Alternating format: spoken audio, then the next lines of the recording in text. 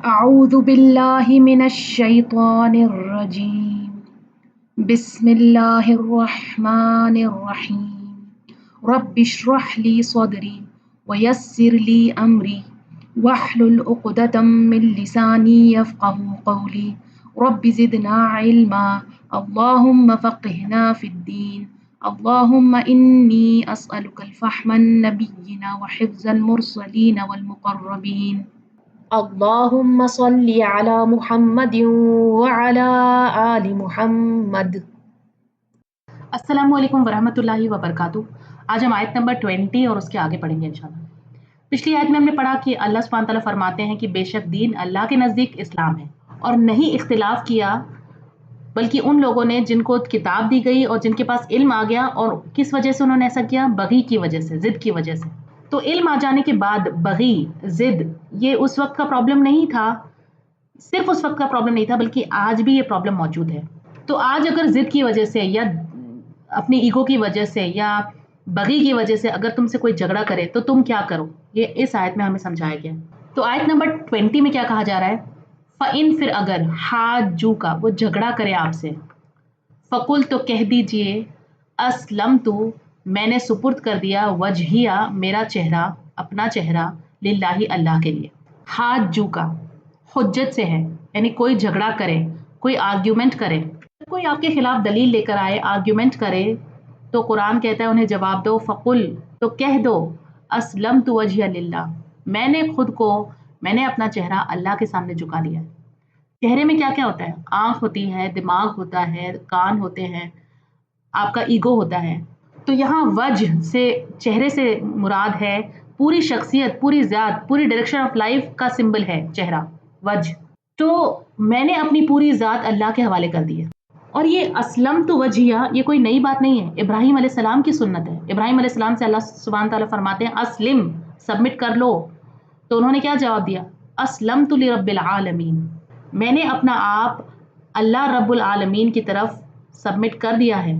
तो यहाँ कुरान हमें क्या सिखा रहा है कि हम सिर्फ नबी सल्लल्लाहु अलैहि वसल्लम को फॉलो नहीं कर रहे, हम अपने बाप इब्राहीम अलैहिस्सलाम के लफ्ज़ों को भी इको कर रहे हैं। आप देखें दीन के मामले में क्या होता है, जो आलिम होते हैं वो आपस में एक दूसरे से झगड़ते हैं अपने आप को बड़ा और ज़्यादा आलिम बताने के लिए, अपना सिक्का जमा कर रखने के लिए। ये चीज़ हम पिछली आयत में समझ चुके हैं। जो आम लोग होते हैं कई बार वो आलिम से झगड़ते हैं। अगर आलिम सही बात बता रहा हो और आम लोगों को उसे एक्सेप्ट नहीं करना हो, उन्हें लगता हो कि नहीं हमें हमारे तरीके से ही रहना है, तो वो आलिम को उसकी पोजीशन से हटाने की कोशिश करते हैं, दूसरा आलिम लाने की कोशिश करते हैं, क्योंकि उन्हें लगता है कि नहीं ये वो बातें नहीं करता जो ये हमारे खिलाफ बोलता है। शायद आपने भी कभी ऐसा कुछ नोट किया हो कि जो आवाम होती है अगर जो बातें वो सुनना नहीं चाहती तो वो अपने उलमा को, अपने आलिम को वहाँ से हटाने की कोशिश करती है। किसी मस्जिद में अगर कोई इमाम है जो आवाम की कोई बहुत गलत बात नोटिस कर रहा है और उसको एड्रेस करता है, तो लोग उसे एक्सेप्ट नहीं करते बल्कि कोशिश करते हैं कि अब इस आलिम को बोलने ही ना दिया जाए, अगली बार से कोई और यहाँ पर इमाम बना दिया जाए, इस मस्जिद से इस इमाम को हटा दिया जाए। क्योंकि हम इस और इस बात से पीछे नहीं हटना चाहते, ये हमारा तरीका है, हम इसे बदलना नहीं चाहते, हम अपनी गलती एक्सेप्ट नहीं करना चाहते, वहाँ पे भी ईगो आता है। और कई बार दीन के मामले में आम लोग भी आपस में झगड़ते हैं। जैसे एक शख्स है, अगर वो दीन फॉलो कर रहा है तो उससे पूछा जाता है, अच्छा बताओ सूद में क्या खराबी है, सूद में क्या गलत बात है। या कोई औरत जो पर्दा करती है उससे पूछा जाएगा हिजाब क्यों ज़रूरी है, हिजाब के लिए इस्लाम में क्यों हुक्म दिया गया है। और लिटरली लोग लड़ते हैं, झगड़ते हैं। ये मेरा पर्सनल एक्सपीरियंस है, मैंने देखा है लोगों को झगड़ते हुए। वो कहते हैं कि तुम ये पर्दा क्यों करती हो, आज इतना मॉडर्न ज़माना है, आज लोग इतने एडवांस हो रहे हैं, पढ़ी लिखी होके तुम ये क्यों अपना सर कवर करके रखती हो। तो ऐसे मसलों का यहाँ पर हल बता दिया गया। अगर कोई आकर आपसे झगड़े, अगर कोई आपसे पूछे कि ये क्यों करती हो, ये क्यों नहीं करती, या इसे क्यों माना जाता है और इस्लाम ये क्यों कहता है, मुझे ये चीज़ ठीक नहीं लगती, मैं इस पे बिलीव नहीं करती या मैं इस पे बिलीव नहीं करता, तो आप ऐसे झगड़ों में ना पड़ें, उन्हें एक्सप्लेन करने ना बैठें, उन्हें जस्टिफाई करने ना बैठें, बल्कि आप उनसे कहें कि मैंने अपना आप अल्लाह के हवाले कर दिया। जब इंसान ऐसा जवाब देता है तो झगड़ा वहीं ख़त्म हो जाता है। यानी मैं अल्लाह का हुक्म मानती हूँ, मुझे जो कुरान से और हदीस से और जो मुझे नॉलेज है, जो मुझे पता चला है कि ये अल्लाह चाहता है, तो मैं उसके अकॉर्डिंग अमल करती हूँ। जो बात मुझे समझ आती है उस पर भी मैं अमल करती हूँ, और जो मुझे पूरी तरह से समझ नहीं भी आती लेकिन मुझे पता है कि ये मेरे रब की तरफ से है तो मैं उसे मान लेती हूँ। یہ جواب آپ کو 100 جھگڑوں سے بچا لے گا، کیونکہ اللہ نے ہمیں سکھایا ہے کہ جب کوئی تم سے جھگڑے تو اس سے کہو کہ اسلمت وجہی للہ. پھر آگے فرمایا وَمَنِ اتَّبَعَ، اور جس نے اطاعت کی میری. اتباع یتبع، اتباع سے ہے اتباع کرنا یعنی فالو کرنا، پوری طرح سے سوچ سمجھ کر پورے اہتمام کے ساتھ کسی کو فالو کرنا. اس کو ایسے سمجھتے ہیں کہ جیسے مان لیجیے 2 لوگ ہیں، انہیں ایک ہی جگہ پر جانا ہے، ایک ہی جگہ ان کی ڈیسٹینیشن ہے. اب ایک کو رستہ پتا ہے اور دوسرے کو پتا نہیں، دونوں اپنی اپنی کار میں بیٹھے ہوئے ہیں، اور جس کو رستہ پتا ہے وہ آگے چل رہا ہے اور جسے رستہ پتا نہیں ہے وہ پیچھے اسے فالو کر رہا ہے. تو جب وہ انسان وہ کار اسے فالو کرے گی دوسری کار کو، تو وہ کس طرح سے فالو کرے گی؟ پورے احتیاط کے ساتھ، پورے دھیان سے، بالکل اہتمام کے ساتھ اسے فالو کرے گی. وَمَنِ اتَّبَعَنِی، اور جس نے اتباع کیا میرا. اصل میں یہاں پر بات ہو رہی ہے رسول اللہ صلی اللہ علیہ وسلم سے کہ جب کوئی آپ سے جھگڑا کرے تو آپ کہہ دیں کہ میں نے اپنا چہرہ اللہ کے سپرد کر دیا، اور وہ جس نے جو آپ کو کی اتباع کرتے ہیں، یعنی وہ سارے صحابہ اکرام اور وہ سارے لوگ جو رسول اللہ صلی اللہ علیہ وسلم کی پیروی کرتے ہیں، ان سب نے بھی اپنا چہرہ اللہ ہی کی طرف سپرد کر دیا ہے. پھر آگے فرمایا وَقُلْ، اور کہہ دیجئے لِلَّذِينَ، ان لوگوں سے اوتوا الکتاب جو دیے گئے کتاب، وَالْأُمِّيِّينَ اور امیین یعنی ان پڑھوں کو، اَأَسْلَمْتُمْ، کیا تم بھی اسلام لائے ہو. اور یہاں پر نوٹ کریں کہ اسلمتو، سین لام میم اس کا روٹ ہے، اور اسلام جو ہم نے پچھلی آیت میں پڑھا تھا اس کا روٹ تھا سین لام میم، اور اس کو ہم نے ڈیٹیل میں سمجھا تھا. اسلام کا مطلب ہوتا ہے سبمٹ کرنا، ٹو سرینڈر، اپنا ایگو ختم کر دینا، اللہ کے سامنے جھک جانا، امن میں آ جانا، کمپلیٹ سبمیشن. تو وہی سیم ورڈ یہاں پر یوز ہو رہا ہے، اسلمتم، کیا تم اسلام لے آئے. تو یہاں پر 2 گروپس کو ایڈریس کیا جا رہا ہے. ایک ہے اہل کتاب، اہل کتاب نالجبل لوگ جن کے پاس اسکرپچرز ہیں، ریبائز، اسکالرز، ایجوکیٹڈ کلاس کے لوگ. اور دوسرا گروہ ہے امیین کا. امیین کا مطلب صرف الٹریٹ نہیں ہے، یہاں پر 3 الگ الگ طریقے کے لوگوں کو ایڈریس کیا جا رہا ہے. ایک تو مشرکین مکہ جن کے پاس کوئی اسکرپچر نہیں آیا، جن کے پاس کوئی کتاب نہیں آئی.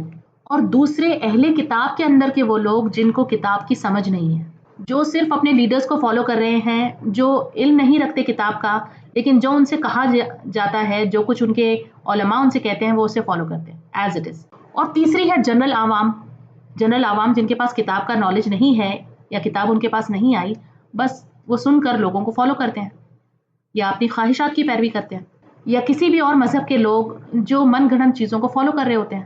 تو رسول اللہ صلی اللہ علیہ وسلم سے سب سے پہلے وہاں پر خطاب کیا جا رہا ہے کہ آپ ان سے کہیے، آپ ان سے پوچھئے کہ کیا تم اسلام لے آئے ہو.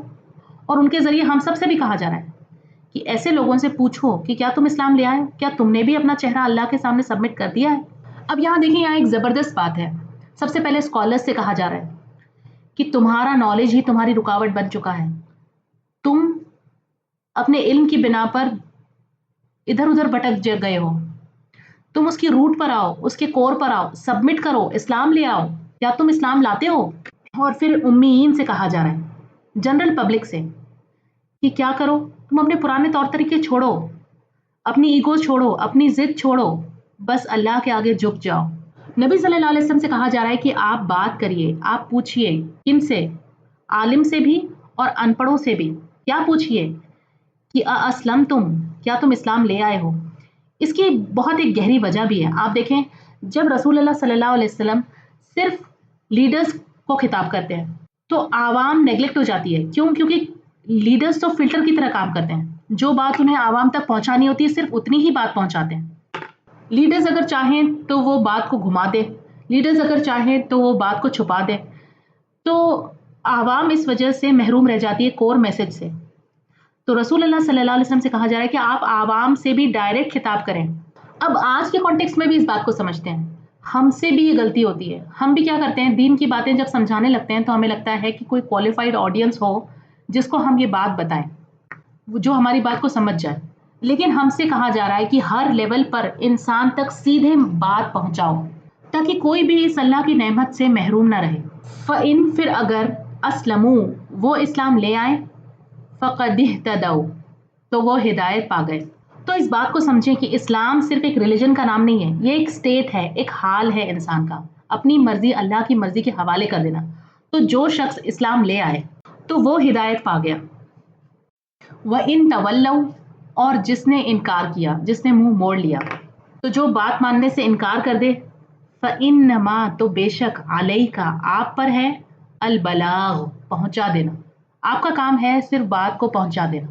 آپ کا کام ہے اللہ کے پیغام کو صرف آگے پہنچانا. ٹرانسمیشن کا کام ہے آپ کا. آپ کا کام حساب لینا نہیں ہے. حساب کون لے گا؟ اللہ خود لے لے گا. بہت سے لوگ اس بات پر پریشان ہوتے ہیں کہ میں نے یہ بات اسے اتنے اچھے سے سمجھائی، میں نے اسے قرآن کی وہ آیت بھی سمجھائی، میں نے اس کو وہ حدیث بھی بھیجی، میں نے اس کو وہ ویڈیو بھی شیئر کیا، میں نے اس کے ساتھ اتنی اچھی اچھی باتیں کی، پھر بھی وہ بات نہیں مانتا، پھر بھی وہ اپنے غلط کام نہیں چھوڑتا، پھر بھی وہ اسلام پر پوری طرح سے نہیں آتا. کیا کروں کہ وہ بات مان لے؟ کیسے میں اس کو سمجھا دوں؟ تو یہاں اللہ سبحانہ تعالیٰ ہمیں سمجھا رہے ہیں کہ یہ تمہاری ذمہ داری نہیں ہے. تمہارا کام ہے صرف بات کو پہنچا دینا، میسج کو آگے تک پہنچا دینا. کوئی مانتا ہے، کوئی نہیں مانتا ہے، یہ بات ہم سب کو سمجھنی چاہیے. سب کو اپنے دل و دماغ میں بٹھا لینا چاہیے کہ ہدایت ہمارے ہاتھ میں نہیں ہے. ہم کسی کو ہدایت نہیں دے سکتے. ہدایت صرف اللہ دے سکتا ہے. ہم صرف بات آگے پہنچا سکتے ہیں. یہاں تک کہ انسان اپنے بچوں کو بھی ہدایت نہیں دے سکتا ہے. تو آپ کی ذمہ داری کیا ہے؟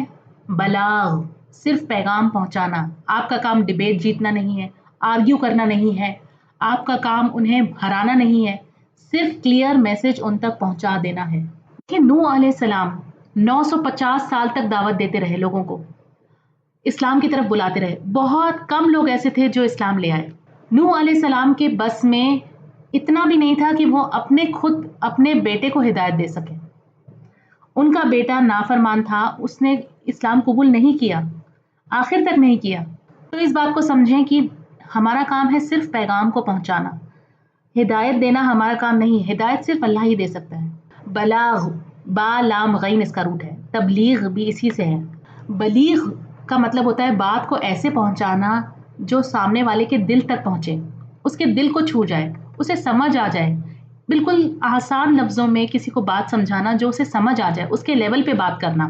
کہنے کا مطلب یہ ہے کہ آپ تکبر کے ساتھ سپیریئرٹی دکھاتے ہوئے کسی کو اگر قرآن کا میسج سمجھائیں گے، کہیں گے میں تو بہت بڑا عالم ہوں اور تمہیں یہ چیز سمجھ نہیں آتی، اسے اس طرح سے سمجھو، اس طرح سے فالو کرو، تم دین میں تھوڑے کم ہو.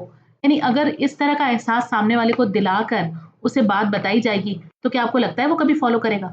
تمہارا کام لوگوں کو بدلنا نہیں ہے، لیکن بات جب لوگوں سے کرو، اسلام کی دعوت جب لوگوں کو دو، اللہ کا پیغام جب لوگوں تک پہنچاؤ، تو اسے بڑی نرمی سے، بڑی محبت سے، اپنے آپ کو اس کی جگہ رکھ کر بڑے پیار سے انہیں سمجھاؤ تاکہ وہ بات ان کے دل تک پہنچ جائے.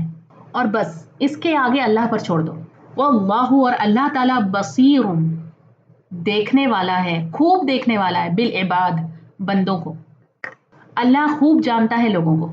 جو کام آپ کر رہے ہو، جو لوگوں تک بات پہنچانے کا کام کر رہے ہو، جو دل سے آپ اللہ کی دین کی خدمت کر رہے ہو، اس کو بھی دیکھ رہا ہے.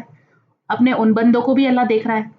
جو اللہ کی بات مان لیتے ہیں، سبمٹ کر لیتے ہیں، اسلام قبول کر لیتے ہیں، انہیں بھی اللہ دیکھ رہا ہے. اور جو اس کا انکار کر دیتے ہیں، جو منہ موڑ کر چلے جاتے ہیں، انہیں بھی اللہ دیکھ رہا ہے. اللہ سب کو دیکھ رہا ہے اور بصیر یعنی سمجھ کے ساتھ انہیں دیکھ بھی رہا ہے اور انہیں سمجھ بھی رہا ہے. تو ہمیں کیا کرنا ہے؟ ہمیں ان کا معاملہ اللہ پر چھوڑ دینا ہے. اپنا کام کرنے کے بعد انہیں کرٹیسائز نہیں کرنا، ان کی برائی نہیں کرنا ادھر ادھر کہ میں نے اسے اتنا سمجھایا یہ سمجھتا نہیں ہے، یا انہیں بری نظروں سے نہیں دیکھنا، یا دل میں ان کے لیے کوئی برا خیال نہیں رکھنا. جس نے مانا اس کا بھی ٹھیک ہے، جس نے نہیں مانا وہ بھی ٹھیک ہے. اللہ سب کو دیکھ رہا ہے. آیت نمبر 21، ان الذین، بے شک وہ لوگ، یکفرون جو کفر کرتے ہیں، جو انکار کرتے ہیں، بآیات اللہ، اللہ کی آیتوں کا، اللہ کی نشانیوں کا، ویقتلون، اور وہ قتل کرتے ہیں، النبیین، نبیوں کو، بغیر حق، بغیر کسی حق کے. کچھ ایسے لوگ ہیں جو اللہ کی آیتوں کا انکار کرتے ہیں. تو بے شک وہ لوگ جو اللہ کی آیتوں کا انکار کرتے ہیں، یعنی قرآن کی آیتیں یا اور کوئی نشانیاں جو اللہ کی طرف سے ان کی طرف آتی ہے، تو وہ اس کا انکار کرتے ہیں. ان میں سے کچھ لوگ ایسے ہوتے ہیں جو بے گناہ حق پہ کھڑے لوگوں کو، یہاں تک کہ نبیوں کو ناحق قتل کر دیتے ہیں. یعنی یہ لوگ صرف ایسے نہیں ہوتے کہ ان تک پیغام پہنچے اور اس کا انکار کر دے اور اس پر عمل نہ کرے، بلکہ یہ دو چیزیں کرتے ہیں. انکار کرتے ہیں، بتانے والوں کو نقصان پہنچاتے ہیں، حتیٰ کہ ان کو قتل تک کر دیتے ہیں. وہ کہتے ہیں تم کون ہوتے ہو ہمیں بتانے والے. ظلم کی انتہا تک پہنچ جاتے ہیں. بنی اسرائیل کے لیے آتا ہے کہ انہوں نے کئی نبیوں کو قتل کر دیا. عیسیٰ علیہ السلام کو انہوں نے सलीब पर चढ़ाने की कोशिश की। एक मर्तबा एक सहाबी ने रसूल अल्लाह सल्लल्लाहु अलैहि वसल्लम से पूछा कि सबसे सख्त अजाब किसको मिलेगा। नबी सल्लल्लाहु अलैहि वसल्लम ने फरमाया कि वो शख्स जिसने किसी नबी का कत्ल किया है। और अब आप यहाँ पे देखें, यहाँ पर प्रेजेंट टेंस की बात हो रही है। यकफुरूना, वो कुफ्र करते हैं, यकतुलूना, वो कत्ल करते हैं, लेकिन वो तो पास्ट में कत्ल किया करते थे, अभी प्रेजेंट में तो कोई नबी नहीं है, तो फिर किन की बात हो रही है। ये कुरान का एक बहुत पावरफुल स्टाइल है। पास्ट और प्रेजेंट को एक साथ रखा गया है। जो लोग पहले अंबियाओं को कत्ल करते थे और जो लोग नबी सल्लल्लाहु अलैहि वसल्लम के खिलाफ खड़े हैं, जंगों में उनके खिलाफ हैं, नबी सल्लल्लाहु अलैहि वसल्लम के फॉलोअर्स के खिलाफ हैं, जो उनको कत्ल करने के लिए मंसूबे बना रहे हैं, वो लोग और आज के लोग जिनकी बस टाइम अलग है लेकिन सोच एक जैसी है। तो अल्लाह सुब्हानहू तआला इन सब की तरफ इशारा कर रहे हैं कि चाहे इन्होंने अभी रसूल अल्लाह सल्लल्लाहु अलैहि वसल्लम को कत्ल नहीं किया, लेकिन इनकी सोच उसी तरह है। ये सारे लोग एक जैसे हैं, ना हक नबियों को कत्ल करते हैं। अल्लाह के नज़दीक ये सारे एक ही सफ में खड़े हैं। और फिर आगे फरमाया व यक़्तुलूना, और वो कत्ल करते हैं अल्लज़ीना, उनको जो यअमुरूना, जो हुक्म देते हैं बिलक़िस्त, इंसाफ का, मिनन नासी, लोगों में से, यानी उन लोगों को भी कत्ल करते हैं जो हक की बात बताए, जो इंसाफ की बात बताए।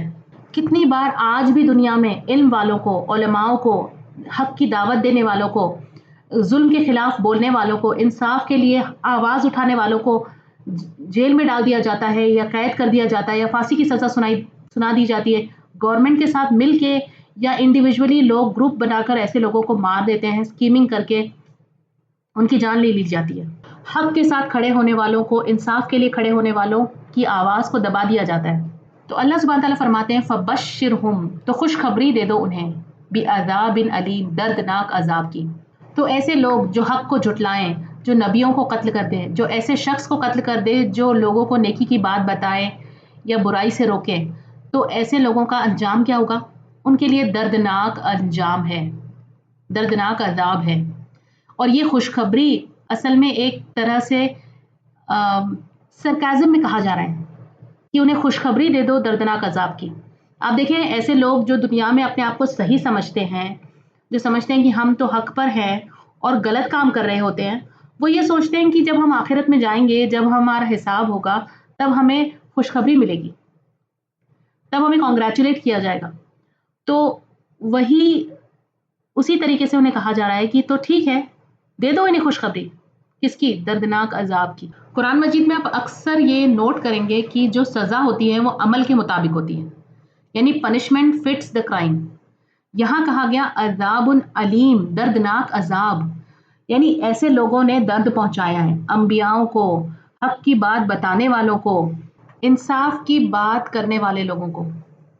तो इसी के मुताबिक उनकी सज़ा भी होगी, उनकी सज़ा भी दर्दनाक होगी।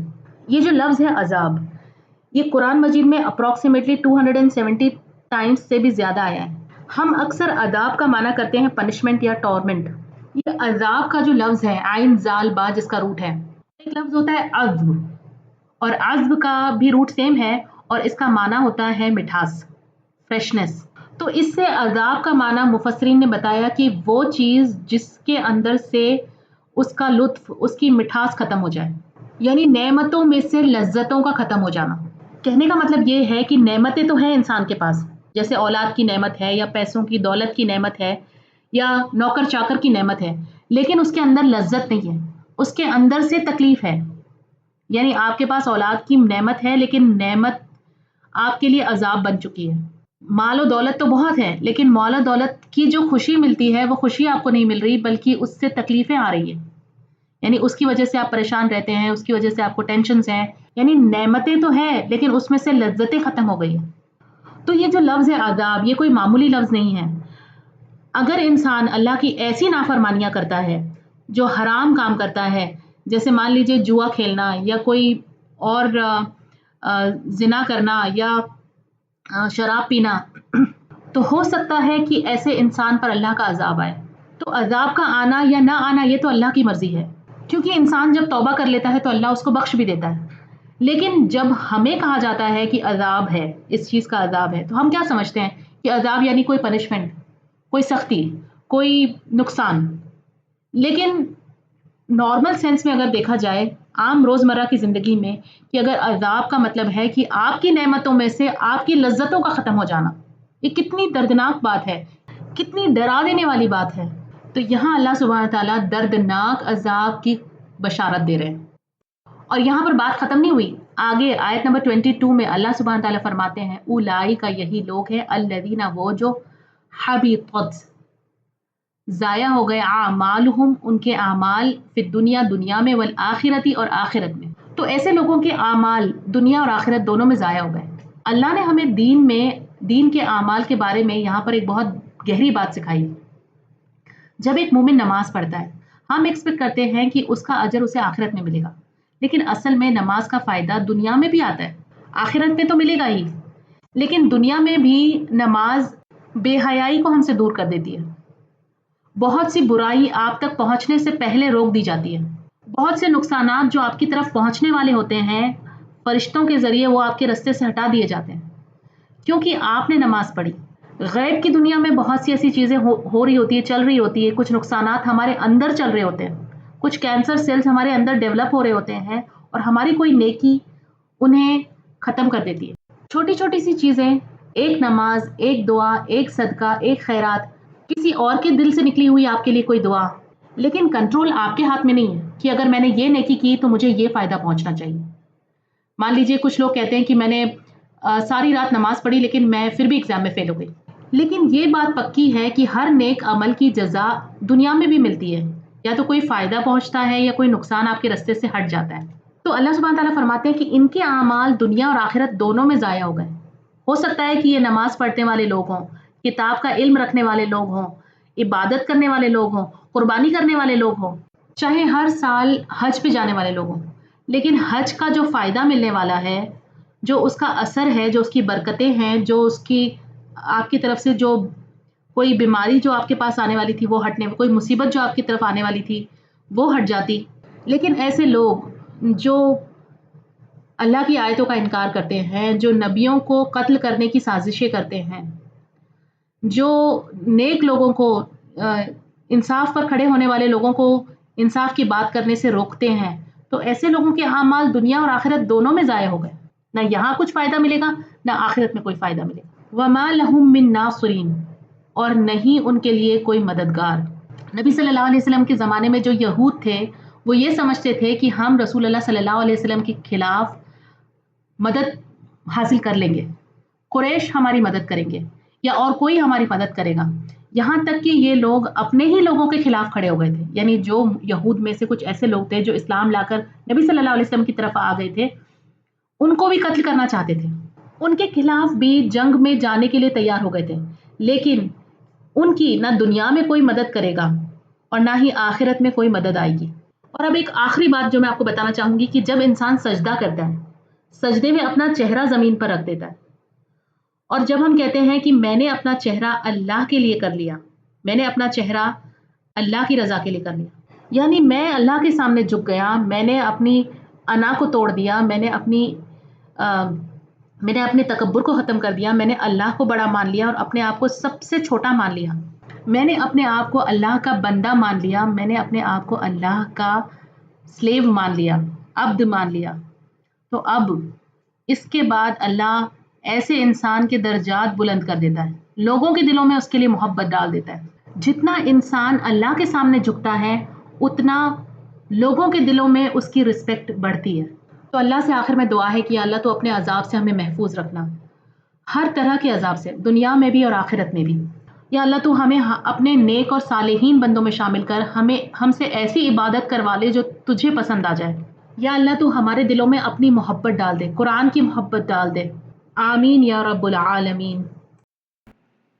الحمدللہ آج کا لیسن یہاں پہ ختم ہوتا ہے. سبحانک اللہم و بحمدک نشہد ان لا الہ الا انت نستغفرک ونتوب الیک. Dear brothers and sisters, if you found this video beneficial, please share with others and be part of Sadaqah Jariyah. Jazakumullahu khairan katheera. Assalamu alaikum wa rahmatullahi wa barakatuh.